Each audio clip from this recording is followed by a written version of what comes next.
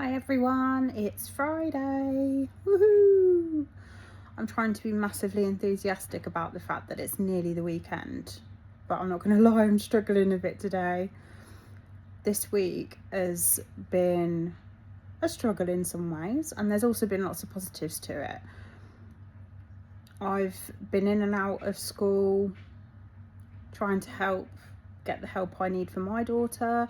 I've also been in school to help other children and their parents and advocate, and I absolutely love doing it. But I think this week has really reiterated to me just how little we're listened to.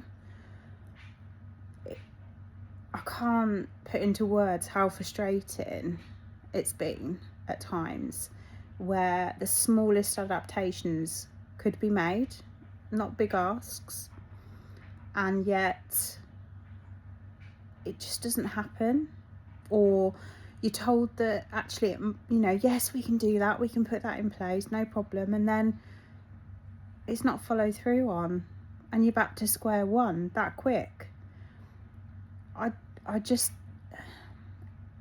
don't get it. Oh, I have to laugh, because otherwise I'd just sit here miserable all the time. And I just think, no, there's got to be someone out there that keeps fighting, keeps trying, keeps pushing for something to change. And I know I'm only one person and I'm not going to change the world, but equally I have to try. Even if it's just the lives of a few people, the lives of a few children, then that's worth it for me. I mean, I know what it's like. These kids go into school, they're not understood, they're not supported, they're not nurtured. When I was at school, I struggled silently. I wasn't a child that lashed out or got angry or walked out of classrooms. I was pretty much the opposite to that. I internalised all my frustrations, and then I'd go home after school, probably have a really good cry in my bedroom, maybe sometimes fall asleep, and that would pretty much be it. I'd be too embarrassed to ask for help if I'd zoned out or if I hadn't understood something, because I didn't want anyone to think that I was stupid, especially around my friends. So I completely get where these kids become so overwhelmed that they'd rather not be in the classroom.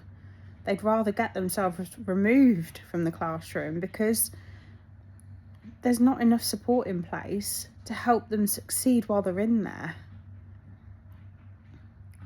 From the age of 17, I was put on antidepressants, anti-anxiety medications, trying to figure out why I was so low all the time, why I was so exhausted all the time. And it was only when my eldest got diagnosed with ADHD that I realised, I wonder if this could be what the problem is with me. And I went down the route of finding out more about how ADHD presents in women and girls, and the internet posts, the books. I was like, oh my god, this is me. I couldn't believe it all these years. And then at 36 years old, realised that actually I wasn't just depressed. Didn't just have anxiety. It's a neurological condition that I can't control. I can manage and try my hardest, but my brain is wired a bit differently, and that's okay. And that's why, now I'm able to understand myself a bit better, and I'm still learning. It makes it easier for me to help other people because I know how it feels. I know how these kids feel. I know how us adults feel being later diagnosed, or even just growing up knowing you've got neurodiversity.